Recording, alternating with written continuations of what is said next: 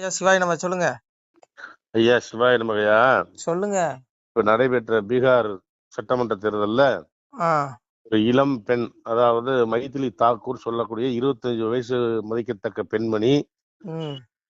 எம்எல்ஏவாய் ஜெயிச்சு வந்திருக்கிறாங்க. சரி. இது பிஜேபியில தான் நடந்திருக்கு. அங்க ஆச்சரியம். ம். இந்த மாதிரி நிகழ்வு தமிழகத்துல பிஜேபியில நிகழுமா? அது ஒரு காலமும் நடக்காதுய்யா. அங்க பூரா பயிற்சி வந்தது, பக்கவாதம் வந்தது, இது பூரா அது வச்சு ஓட்டிக்கிட்டு அதான் இருக்கிறாங்க. சொல்றோம்ல.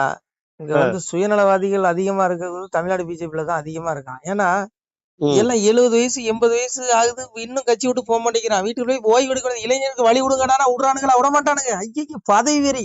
ஐயோ கவர்னர் ஆக்கிற மாட்டாங்களா? ஐயோ மீண்டும் நமக்கு எம்பி சீட்டு கொடுத்துட மாட்டாங்களா? ஐயோ நமக்கு எம்எல்ஏ சீட்டு கொடுத்துட மாட்டாங்களா? இந்த கனவுலதான் இன்னைக்கு 90% பிஜேபி இருக்கு. எல்லாம் 75 வயசு 80 வயசு ஆகிப்போச்சு. கேட்டா ஆர்எஸ்எஸ்ங்க. ஐயா ஆர்எஸ்எஸ் சித்தாந்தம் உனக்கு இதுதானே? இவனுக்கு என்ன ஆர்எஸ்எஸ் சித்தாந்தம் இருக்குங்கிறேன். இளைஞர்களுக்கு வழி விடுங்கிறேன். அதான் ஆர்எஸ்எஸ் சித்தாந்தம். என்ன 80 வயசாகி இன்னும் பாருங்க கமலாலயத்துல உட்காந்து சீட்டு தேய்ச்சிக்கிட்டே இருக்கானுங்க. உட்காந்து அப்படியே ஃபெவிகால் போட்டு ஒட்டிக்கிறான்.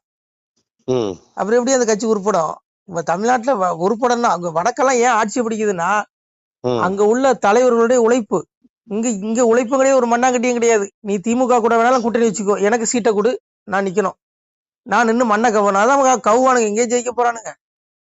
அதனால இங்க பாருங்க, மைதிலி தாக்கூர் 25 வயசு பொண்ணு, சரியா? அலிநகர்ங்கிற தொகுதியில போட்டி போட்டு அந்த நகர் சீதா நகரா மாத்துன்னு சொல்லுது. அப்போ அந்த அளவுக்கு திறமையான பிள்ளை. இங்க இங்க இங்க இங்க 25 வயசு பசங்களுக்கே சீட்டு கொடுக்க மாட்டான். அப்புறம் எப்படி பிள்ளைங்களுக்கு சீட்டு கொடுப்பானுங்க? கொடுக்க மாட்டானுங்க ஐயா. இன்னும் பாரு, இன்னும் எம்எல்ஏ சீட்டு யாரு கொடுப்பான் பாரு? வானதி கொடுப்பான், தமிழிசை கொடுப்பான். அப்புறம் ஏற்கனவே எவன் நின்று மண்ணை கவனம்னா அவனுக்கு தான் சீட்டை கொடுப்பான். கேசவநாயகத்துக்கு கூட கொடுப்பான்.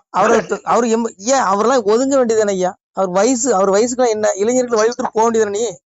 ஆனா இங்க பாருங்க, இங்க இவனுக்கு எவனுமே இங்கெல்லாம் ஆலமரம் மாதிரி இவனுங்க அடியில புல்லு முளைக்க விட மாட்டான். ஆலமரம் அடியில புல்லு முளைக்க விடாது. அது மாதிரிதான் இந்த கும்பல் இருக்கா. அதனால உனக்கு புரிஞ்சுக்கோங்க ஐயா. தயவுசெய்து எனக்கு அரசியலை பத்தி என்கிட்ட பேசாதீங்க, ரொம்ப வயிற்றுச்சலா இருக்கு. அதுவும் பாருங்க, அன்னைக்கு 25 வயசு பிள்ளை சீட்டு கொடுத்துருக்காங்க. நீ எங்க கொடுப்பியா? கொடுக்க மாட்டேன். இங்க எத்தனை பாஜக தொண்டர்கள் இருக்கான், துடிப்பு மிக்க இளைஞர்கள் அதிக பேர் இருக்கான் பிஜேபியில. இந்த கட்சி எப்படியே ஆட்சியை பிடிக்கணும், தனித்து தாமரை மலரணும்னு நினைக்கிறான். கொடுக்க மாட்டான் சீட்டு. எப்படி கொடுப்பான்? ஆளானப்பட்ட அண்ணாமலையவே தூக்கி எரிஞ்சிட்டானுங்க. நம்மள நீங்களா ஏமாத்துறையா? அதெல்லாம் இங்க பாருங்கய்யா, இவனுக்கு கொடுக்கவே மாட்டான். கடைசி வரைக்கும் பாரு, 80 வயசு இன்னும் 90 வயசுனாலும் சீட்டு கொடுப்பான். அதான் நடக்கும்.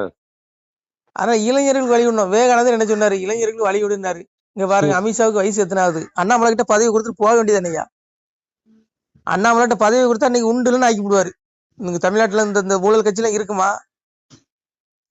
11 வருஷம் ஆச்சு ஆட்சிக்கு வந்து இன்னும் ஊழலை ஒழிக்கிறாங்களா? ஆனா போயா, கடுப்பா இருக்கு ஜி. நீங்க தயவுசெய்து என்கிட்ட பேசாதீங்க அரசியல் பத்தி, ரொம்ப இதா இருக்கு.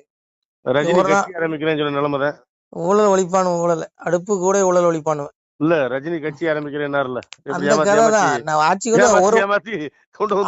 வந்து 1 மணி நேரத்துல ஊழல் ஒழிச்சிருவோன்னு ஒழிச்சுக்கானுங்களா? 11 வருஷம் ஆச்சியா. நான் ஆராசம் என்ன பேச்சு பேசுறேன்? நான் 2G பார்த்த விடாங்கிறாரு. நீ அடுத்து சொல்லுவாரு நான் 4G பார்த்த விடாம பாரு. இவனு ஒண்ணும் வள மாட்டான். நான் என்ன கேக்குறேன், அமித்ஷாவுக்கு வயசாகி போச்சு. அமித்ஷா என்ன பண்ணணும்? அண்ணாமலைட்ட பதவி கொடுத்துட்டு அவ ஒதுங்கிறோங்கிறேன். அவர் பையன் தான் நல்லா பெரிய தொழிலதிபரா தானே இருக்காரு, அமித்ஷா பையன். அப்புறம் என்ன, போக வேண்டிய போய் தொழில பார்க்க வேண்டியது. அழகு போல என் மால்ட்ட அதிகாரம் அதான் பதவி வெறிங்கிறேன். வயசு பசங்களுக்கு எல்லாம் வாய்ப்பே கொடுக்க மாட்டானுங்க. கடைசி வரைக்கும் நமக்கு கூவிட்டே போங்க நீங்களா, அவ்வளவுதான். அதனால இவருங்க அண்ணாமலையை நான் என்ன கேக்குறேன், இந்த கட்சி உருப்படணும் அப்படின்னா இவர் வந்து அண்ணாமலை கிட்ட அழகா பதவி கொடுத்துட்டு வேலையை பார்க்கலாங்க. கொடுக்க மாட்டாரு. கொடுப்பாரு? அண்ணாமலை வளர்றது அவருக்கே பிடிக்கலங்கிறாங்க. அது என்னமோ தெரியல. அது என்னமோ கடவுளுக்கு தான் வெளிச்சம். பிரகாஷ் கோஸ்வாமி அதான் அன்னைக்கு பேசியிருக்காரு. அண்ணாமலைக்கு பதவி கொடுக்காததே அமைச்சர் இவரு தான் அப்படின்னு சொல்லி அவரு அங்க பேசுறாரு. யார் அது எதை நம்புறேன்னு தெரியல. எங்க பாரு, அரசியல் இங்க எவனுமே பெரிய பரமாத்மா கிடையாது. எல்லாம் மனுஷ பயிலுக்கு மலஞ்சலம் கழிக்கிறவன் தான். எல்லாம் வெறுப்புக்கு ஆட்பட்டவன் தான். புரியுதா உங்களுக்கு? இவன் என்ன வெறுப்புக்கு ஆட்பட்ட பெரிய பரமாத்மாவா வேண்டேன். எல்லாம் மனுஷ பயிர் தாங்க. அதனால பாருங்க, தமிழ்நாட்டு பிஜேபி பொறுத்தவரையில இங்க ஆட்சி பிடிக்கிறானா இளைஞர் கையில இவனுக்கு சீட்டை கொடுக்கணும். இன்னைக்கு பாருங்க, கூட்டணியில பாருங்க 50 சீட்டோ 20 சீட்டோ கெஞ்சி வாங்குவானு எடப்பாடி கிட்ட. வாங்கிட்டு யாரு கொடுப்பான்? ஏற்கனவே நின்று மண்ணை கவனவனுக்கு தான் சீட்டை கொடுப்பான். ஏதாவது தொண்டர்களுக்கு கொடு. நீ ஏழை பங்காளம், உன் கட்சி ஏழை பங்காளம் கட்சி தானே. அப்புறம் தொண்டர்களுக்கு கட்சி, தொண்டர்களுக்கு சீட்டை கொடு, ஒத்துக்கலாம். இவன் யாரு கொடுப்பாங்கிறீங்க? இப்ப திராவிட கட்சியில இருந்து பெரிய பெரிய பணக்காரன் அவ்வளவு வந்துட்டான். எது பிஜேபியில பெரிய பெரிய பொறுப்புல வந்தா இருக்கான். தேசிய பொறுப்புல தேசிய பொதுக்குழுல இருக்கான், தேசிய ம் செயற்குழுல இருக்கான், மாவட்டத்துல இருக்கான், ஒன்றியத்துல இருக்கான், மாநிலத்துல இருக்கான், எல்லாம் பணக்காரன். எல்லாம் ம் அங்கிருந்து இங்க வந்து ஆக்கிரமிச்சுட்டானுங்க. இப்ப பழைய பிஜேபிக்காரங்க எவனுமே இல்ல. எல்லாம் ம் வெளியில இருந்து கூவிட்டு இருக்கான். அதனாலங்க கருத்து இன்னும் போயிட்டானுங்க. பாருங்க, இந்த சீட்டை வந்து யாரு கொடுப்பான்? திராவிட இருந்து திராவிட கட்சியில இருந்து வந்தவனுக்கு தான் அந்த சீட்டை கொடுக்க போறானுங்க. ம் அதனால இங்க பாருங்க, உண்மையான பிஜேபி தொண்டங்களாம் எவனுமே இங்க இல்ல. உண்மை தலைவர்களும் இங்க எவனுமே இல்ல. கச்சிராஜா ம் இருக்காரு, பேராசிரியர் சீனிவாசன் இருக்காரு. இவங்க 2 பேரும் கடைசி வரைக்கும் மேடையில கத்திக்கிட்டே போய் சேர வேண்டியதுதான். ஒரு பதவி நீங்க பொறுப்பு கொடுக்க இருக்கீங்களா? மாட்டானுங்க. நீங்க அண்ணாமலை இருக்கீங்களா? இருக்காரு, தொண்டெல்லாம் நீங்க தொடர்றாரு, அண்ணாமலை இருக்காரு. அதனால இங்க பாருங்க, நீங்க இருக்கீங்கல்ல? நான் இங்க பிஜேபி, நான் பிஜேபிலே கிடையாதுண்ணா. நான் என்ன பிஜேபி? நான் சிவன் கட்சியில இருக்கேன். எங்க அப்பா சிவன் கிட்ட இருக்கேன். எங்க அஹ், கட்சி, எங்க பதவி அங்க இருக்கு, சிவலோக பதவி. எனக்கு இங்க இல்லையா, பூலோகம் வேண்டாம் எங்களுக்கு. ம் அது அலிநகர் அந்த பெண்மணி வந்து ஒரு தெய்வ பிள்ளை. அது சாமியை ம் சொன்னார்ல, தெய்வ மடவார் தேசமதியிலே வருவார், வையம் அறிய மாலையிட்டு வாழ்ந்திருப்பார், பார்வதியால் ஈஸ்வரியால் பரமேஸ்வரியாலும் சீர்பதியாலான சீதா தேவி முதல் கண்ணி குமரி முதல் கைலை புகழ் மாதரெல்லாம் உண்ணி ஒரு தளத்தில் கொடி மக்கள் கிளை வாழ்வுடனே வாழ்ந்திருப்பார், தாள் திறந்த மா கலியன் தன்னால் மடிந்துடுவான். அந்த கலியுகம் அப்படிதான் அழியுமா. நல்ல பிள்ளைங்கள் தெய்வ மடவார்கள் தேசமதியில வந்துருவாங்களாம், மனித பிறவி எடுத்திருக்காங்களாம். சீதா ம் தேவி முறைக்கும் பிறவி எடுத்துட்டாங்களாம். ராமர் எந்த உடல்ல இருக்கான்னு தெரியல. ஒருவேளை அண்ணாமலை ராமனா கூட இருக்கலாம். நான் தாங்க. எங்க அப்படியா? அடியா, ஆமா, எங்க எங்க கொஞ்சம் முகத்தை காட்டுங்க. நல்லா வந்து பாருங்க. அதனால ஒண்ணு புரிஞ்சுக்கோங்க, தெய்வ பிள்ளைகள் எல்லாம் தெய்வ மடவர்கள் பூமியில இறங்கி பிறந்து வருவாங்களாம். வரும்போது இந்த கலியுகம் அழியும்னு சாமி சொன்னாரு, எங்க அப்பா சிவபெருமான் சொன்னது. அதனால அந்த அந்த பிள்ளை அலிநகர்ல போட்டிட்டா அந்த அம்மா வந்து தாய் வந்து சீதா தேவியா கூட இருக்கலாம். முகத்தை பார்த்தா அப்படிதான் தெரியுது. ம் சீதையோட அவதாரமா கூட இருக்கலாம். அதுதான் சொல்லுது. நான் ம் அலிநகர சீதா நகரா மாத்துவேங்க. இது ஒரு சீதா தேவியா கூட இருக்கலாம் அந்த பிள்ளை, அந்த தாய். ம் அதனால அம்மாவுக்கு ஒரு நமஸ்காரத்தை சொல்லிக்கும். ஆமாங்க, சாமி எந்த ரூபத்துல வந்துருக்கு, தெய்வம் வந்திருக்கோங்க.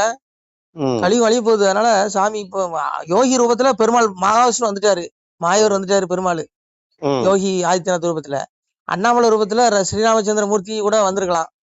ஏன்னா ம் எங்க அப்பா தான் சொல்றான், முன்னுள்ள ராமர் உயிர்க்கும் மோக வடிவான உயிர்க்கும் முகச்சையுள்ள ராமர் உயிர்க்கும் இப்போ வந்த நாராயணர் எங்கும் நிறைந்தவர் தான் ஏகமயமானவர் தான் எவ்வுயிர்க்கும் எங்கள் ஐயா சிவ சிவ சிவ சிவ அரகர அரகரா. முன்னுள்ள ராமர் உயிர்க்கும் மோக வடிவான உயிர்க்கும் எல்லாம் தான் அந்த ராமருடைய அந்த ஆத்மா தான் பல உடல்ல இறங்கி வருங்கிறான். எப்படியும் வந்திருக்கலாம். அது சாமி சொன்னாலாம். இருங்க. சாமி சொல்ற பாருங்க, மோட்சே உயிர்க்கும் நரக, இருங்கய்யா, சாமி சொல்றாரு பாருங்க, மோட்சே உயிர்க்கும் நரக உயிர்க்கும் தீ நரக பாவி உயிர்க்கும் ராச உயிர்க்கும் பள்ளி வாசல் உயிர்க்கும் வைகுண்ட பதவி உயிர்க்கும் எவ்வுயிர்க்கும் எங்கள் ஐயா சிவ சிவ சிவ சிவ அரகர அரகரா. ஐயா ஒரு நிமிஷம். எல்லா உயிருக்கும் இருங்க, எல்லாம் அவர் தானே? அவர் தான் அடைக்கலாம். எல்லாமே அவர் தானே? நரகத்துக்கு போற உயிர்க்கம் வந்து அடைக்கலாம், சொர்க்கத்துல இருக்க உயிர்க்கம் வந்து அடைக்கலாம், உலகத்துல இருக்க உயிர்க்கம் வந்து அடைக்கலாம், 14 உலகத்துல இருக்க ஜீவராசிகள் அத்தனையும் வந்து அடைக்கலாங்கிறான். நான் ராமன் சொன்னதுக்கு முகத்தை காட்டி சொன்னீங்களே, எல்லாம் அவன் தானே, அப்புறம் ராமனா இருக்க கூடாதா? எனக்குள்ள அவர் இல்லையா? ஏங்க நீங்க ராமனோட உயர்ந்தவர்னு சொல்ல வந்தேங்க. அப்படி சொல்லுங்க. எல்லாருமே எல்லாத்துக்கும் இருக்காருன்னா அப்ப எனக்குள்ள இருக்காருல்ல? இருக்காரு ஐயா. நானும் தானே? நீங்க ராமனை விட புனிதமானவருங்க. நாங்க கிறிஸ்டியன் தான். ஏன்னா எங்க அப்பா சொல்றான் பாருங்க, ஆயர்பாடி ஊர்தனி, சாமி சொல்றான் பாருங்க, ஆயர்பாடி ஊர்தனிலே ஆயருட பட்டணத்தில் ஒரு 14,000 ஏற்ற பெண்கள் தங்கள் முன்னே மாப்பிள்ளையாய் நான் இருந்த மாய சித்தை சொல் மகனே, என்னடங்கா பெண்களுக்கு இருக்கிறேன் மாப்பிள்ளையாய். யாரு? எங்க அப்பா மாய கிருஷ்ணன் சொல்றாங்க.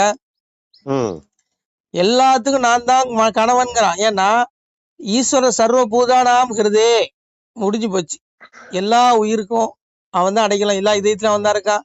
இந்த உடலும் நான் தாங்கிறான், மண்ணும் நான் தான், விண்ணும் நான் தான், பெண்ணும் நான் தான், ஆணும் நான் தாங்கிறான். ஆனானேன் பெண்ணானேன் அடங்காத சொருவமானேங்க.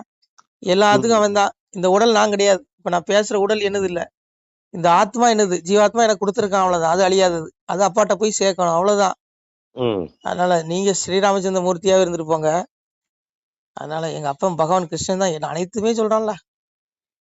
அது வந்து இறைவனுடைய திருவிளையாடல். அதை என்ன சொல்லுவான், கொச்சைப்படுத்துவான். கிருஷ்ணன் அந்த பார்த்து 1000 பெண்ணை வச்சிருந்தான், 7000 பண்ணா பாய், அப்படி கிடையாதுடா. என்னடங்கா பெண்களுக்கு இருக்கிறேன் மாப்பிள்ளைன்னா அதுக்கு அர்த்தம் என்ன?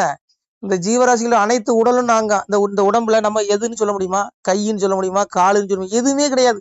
முக்குணங்கள் நம்ம பாவ கர்மம் வரைக்கும் இந்த இளவு இடத்த இந்த நாத்தம் முடிச்சு இந்த உடம்பு கொடுத்து தொலைஞ்சிட்டான், மலஞ்சலம் கழிக்கிற உடம்பு.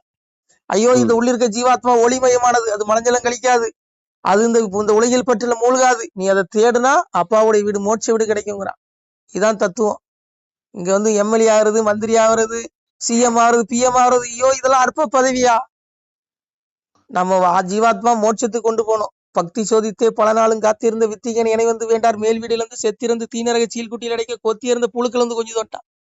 மோட்சத்துக்கு வாழ்வு தேடுங்க. உடலை மண்ணெளி போடுங்க. இது காமம், கோபம், பேராசைங்கிற 3 முக்குணங்கள் அடங்கிய நரகவாயில் இந்த உடல். ஆத்மாவை தேடுங்க ஐயா. பெண் பொன் மண்ணுங்கிற மாயையில மூழ்காதீங்க. அதான் எங்க அப்பன் சொன்னா, என்னடங்கா பெண்களுக்கு இருக்கிறேன்னு மாப்பிள்ளைங்க. நான் தத்துவம் புரியல, புரியாம திக்காக்குறேன். எங்க அப்பனை தத்துவமா தவறா பேசிட்டு இருக்கான். அடே எல்லா உடலும் நான் தாங்கிறான். என் உடல் நான் கிடையாது. நீ பேசுற நீங்க உங்க உடல் கிடையாது. இந்த ஜீவராசி அத்தனை உடலும் என்னுடையதுங்க. இந்த உலகத்துல எத்தனை ஜீவராசிகள் பிறக்குதோ அத்தனை பிறப்பிடங்களும் நாங்கிறான். எத்தனை உருவங்கள் கொண்ட பிராணிகள் இந்த உலகத்துல, மனிதன்ல இருந்து, விலங்குல இருந்து, பறவை இருந்து, இந்த ஜலத்துல வாழக்கூடிய உயிரினங்கள் இருந்து எத்தனை உருவங்கள் கொண்ட உயிர் உடல்கள் வருதோ அத்தனைக்கும் பிறப்பிடம் நான். கருத்தரிக்கும் தாய் நான், விதையளிக்கும் தந்தையும் நாங்கிறான். அந்த கருவை கொடுக்குற சுரோனிதம் நான் தாங்கிறான். அந்த சுக்கிலமா நான் தாங்கிறான். சுரோனிதமா வந்தா சுக்கிலமா வந்தான். அதுதான் இன்னைக்கு எங்க அப்பன் சொன்னா, சுரோனித பாவி சொல்லடான்னு உத்தரங்கள் களியண்டே புத்தினா. அதெல்லாம் விட்டுருங்க. நம்ம எல்லாம் இதெல்லாம் சொன்னா உங்களுக்கு புரியாது. அப்பாவை தேடுங்க, மோட்சத்துக்கு வழி தருங்க. சிவாய நம. திருச்சிற்றம்பலம். சிவாய நம. திருச்சிற்றம்பலம், தில்லையம்பலம், பொன்னம்பலம். சிவாய நம. உறவுகளே, சிவ அன்பர்களே, தற்போது தாங்கள் இந்த வீடியோவில் பார்க்கக்கூடிய இடத்துல ஒரு சிவாலய திருப்பணி ஒன்று நடந்து கொண்டிருக்கிறது. இந்த இடத்துல பார்த்தீங்கன்னா, முன்பு ஒரு காலத்தில் வந்து ஒரு சிவாலயம் இருந்திருக்குது. அதாவது இந்த ஏரியா வந்து இப்போ வந்து ஒரு தென்னை மரங்கள், பனைமரங்கள் சூழ்ந்த காடாக இருக்கிறது. முன்பு ஒரு காலத்தில் இங்கே ஒரு ஊர் இருந்ததாக சொல்கிறாங்க. ஆனால் இப்போது சுற்று வட்டாரத்தில் 5 கிலோமீட்டர் சுற்றுலா ஊரே கிடையாது, காடு. இப்போ இந்த இடத்துல ஒரு சிவாலயம் வந்து அமையிருக்கிறது.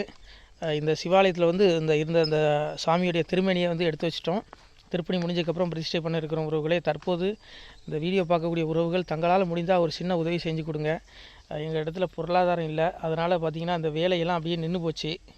பாருங்கள், இந்த அப்படியே பாதியிலே நிற்கிது இந்த சிவாலய திருப்பணி வந்து. பக்த கோடிகள், அன்பு உள்ளங்கள், தயவுசெய்து நீங்கள் உதவி செய்ய விருப்பமுள்ள உறவுகள் உதவுங்க. உங்களுக்கு கோடி புண்ணியம் கிடைக்கும். இந்த சாமியோடைய அருள் அனுகிரகம் உங்களுக்கு கண்டிப்பாக கிடைக்கும். இது வந்து ஒரு புகழ்பெற்ற சிவாலயம் கூட சொல்லலாம். சாமியோட திருமணியை எடுத்து வச்சிட்டோம். இந்த இடத்துல பார்த்திங்கன்னா ஒரு வாசி தண்டம் இருக்குது. அந்த காலத்தில் ஒரு முனிவர் யாரோ தவம் செஞ்சுருக்காங்க. அவங்களுடைய வாசி தண்டம் அவர் திருக்கரங்களால் எழுதின ஓலைச்சுவடி கூட இன்றும் இருக்குது, இன்னும் பாதுகாக்கப்பட்டு வருது. அது கோயில் திருப்பணி முடிஞ்சதுமே அதையும் நாங்கள் அந்த வழிபாட்டுக்கு வச்சுடுவோம். இந்த சிவாலய திருப்பணி வந்து சாமி திருநாமம் வந்து முக்தீஸ்வரர் அப்படிங்கிற திருநாமத்தில் வழங்குறாரு. நெல்லை மாவட்டம் நாங்குநேரி தாலுகாவில் இந்த சிவாலயம் அமைய இருக்கிறது உறவுகளே. இந்த வீடியோ பார்க்கக்கூடியவங்க ஒரு 2 பேருக்காவது கொஞ்சம் ஷேர் பண்ணுங்கள். இந்த வீடியோ பார்க்கக்கூடிய யாராவது ஒரு சின்ன உதவி செஞ்சால் இந்த ஆலய திருப்பணி வந்து கண்டிப்பாக நாங்கள் வெற்றிகரமாக முடிச்சுடுவோம். பாருங்கள், அந்த வேலை எல்லாமே அப்படியே நிற்கிது. கல்லெல்லாம் இறக்கி போட்டிருக்கோம். இன்னும் நிறைய கற்கள் தேவைப்படுது. சுவாமியோடைய அந்த திருக்கோபுரம் பார்த்திங்கன்னா லிங்க வடிவிலே அமைக்க இருக்கிறோம். உதவுங்கள் உறவுகளே. உங்களுக்கு அப்பா சிவபெருமானுடைய அருள் நிச்சயம் கிடைக்கும். எம்பெருமான் சொல்வான், வாழுவீர் தாழ்வில்லாமல் மக்களும் கிளைகள் கொஞ்சி நாளுமே மகிழ்ச்சியை கூர்ந்து நலமுடன் வாழும்போது நீளுமே எனது செங்கோல் நீதியும் நெறிபோல் வந்து ஆளுமே உங்கள் தன்னை அன்புடன் அலையாவண்ணம். உங்களை எம்பெருமானுடைய அப்பாவுடைய திருவாசகத்தாலேயே வாழ்த்துறோம் உறவுகளே. ஆணுடன் பெண்ணும் பெற்று அதிகமாய் செல்வமாகி தானுடன் நினைவுமுற்று தர்மமும் நெறியும் கற்று வேணும்னில் காலமெல்லாம் வெள்ளியர் உடனே வாழ்ந்து போனுதல் கமலநாதன் பொற்பதம் பெற்று வாழ்வீர். அந்த ஈசனுடைய பொற்பதம் நிச்சயம் கிடைக்கும். உங்களுக்கு இகத்திலும் சுகம், பரத்திலும் சுகம். உங்களுடைய கர்ம வினைகள் மன்னிக்கப்பட்டு உங்களுக்கு நிச்சயம் மோட்ச வீடு கிடைக்கும். இகத்தில் பூரண ஆயுளுடன் நோய் நொடி இல்லாமல் வாழ்ந்து நீங்கள் பரவாழ்வும் பெறுவீர்கள் உறவுகளே. மக்களே, நீங்கள் எல்லாம் வாழ்பொன்னம் பதியிற் சென்று முக்கியமான யுகநில மதிலே தன்னால் கக்கிய பொன்கள் ஸ்வர்ணம் கைமணம் குளிர அன்னம் பொக்கிஷம் நிறைய வைத்து புகழ உண்டு இனிதாய் வாழ்வீர். இந்த இகவாழ்வும் பரவாழ்வும் உங்களுக்கு சுகப்பட அப்பன் ஈசனர்களால் வாழ்த்துகிறோம். இந்த திருப்பணிக்கு உதவி செய்ய ஒரு ஜிபே எண் சொல்கிறோம். இந்த எண்ணில் நீங்கள் உதவலாம். நீங்கள் இந்த எண்ணிலேயே நீங்கள் தொடர்பு கொள்ளலாம். ஜிபே, ஃபோன்பே, வாட்ஸ்அப் எல்லாம் இந்த நம்பர் தான். 93 85 44 31 06 93 85 44 31 06. இந்த எண்ணில் நீங்கள் உதவலாம், தொடர்பும் கொள்ளலாம். வாட்ஸ்அப்பு இந்த எண்ணு தான், ஜிபே இந்த எண்ணு தான் உறவுகளே. முடிந்தளவுக்கு 2 பேருக்காக ஷேர் பண்ணுங்கள். இந்த வீடியோ பார்க்கக்கூடிய யாராவது ஒருத்தர் சின்ன உதவி, நீங்கள் வந்து பெரிய அளவில் செய்யணும் கூட, நீங்கள் ₹1 நீங்கள் தந்தாலும் மனசார வேண்டி ஏற்றுக்கிறோம் உறவுகளே. உதவுங்கள். முடிஞ்ச அளவுக்கு கொஞ்சம் ஷேர் பண்ணுங்கள். நன்றி. சிவாய நம. திருச்சிற்றம்பலம், தில்லையம்பலம், பொன்னம்பலம். உறவுகளே, நம்ம இந்த இடத்துல வாழ்ந்து மறைந்த ஒரு சித்த மகாபுருஷர் பயன்படுத்திய பல 100 ஆண்டுகளுக்கு முன்பு உள்ள வாசி தண்டம் ஒரு சித்த மகாபுருஷர் பயன்படுத்தியது.